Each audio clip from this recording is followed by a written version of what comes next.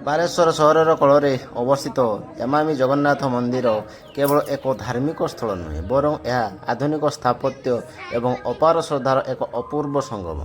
ସକାଳର ସୂର୍ଯ୍ୟ କିରଣ ଯେତେବେଳେ ମନ୍ଦିରର ନୀଳଚକ୍ର ଉପରେ ପଡ଼େ, ସେତେବେଳେ ସମଗ୍ର ପରିବେଶ ଏକ ସ୍ୱର୍ଣ୍ଣିମ ଆଭାରେ ଝଲସି ଉଠେ। ମନ୍ଦିରର ଗଠନ ଶୈଳୀ ପ୍ରାଚୀନ କୋଣାର୍କ ମନ୍ଦିରର ସ୍ମୃତି ଚାରଣ କରେ।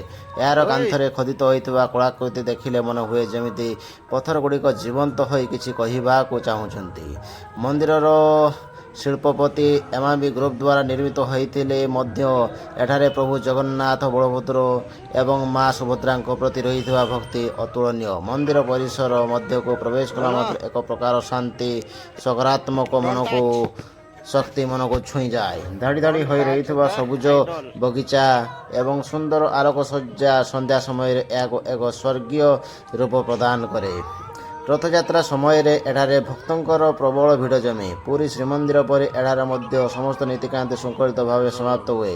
ବାଲେଶ୍ୱରବାସୀଙ୍କ ପାଇଁ ଏହା କେବଳ ଏକ ଦର୍ଶନୀୟ ସ୍ଥାନ ନୁହେଁ, ବରଂ ଆତ୍ମିକ ଶାନ୍ତିର ଏକ କେନ୍ଦ୍ରବିନ୍ଦୁ। ଯେତେବେଳେ ସନ୍ଧ୍ୟା ଆଳତୀର ଘଣ୍ଟ ଧ୍ୱନି ଶୁଭେ, ସେତେବେଳେ ପାରିପାର୍ଶ୍ୱିକ କୋଳାହଳ ସବୁ ମ୍ଳାନ ପଡ଼ିଯାଏ। ଭକ୍ତମାନେ ନତମସ୍ତକ ହୋଇ କାଳିଆ ସାଆନ୍ତଙ୍କ ପାଖରେ ନିଜର ଦୁଃଖ ସୁଖ ଜଣାନ୍ତି।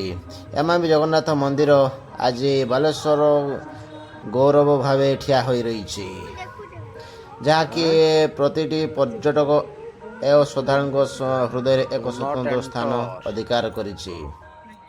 ଭିଡ଼ିଓଟି ଯଦି ଭଲ ଲାଗିଲା ତାହେଲେ like, share, comment and subscribe. Thanks for watching. Bye bye.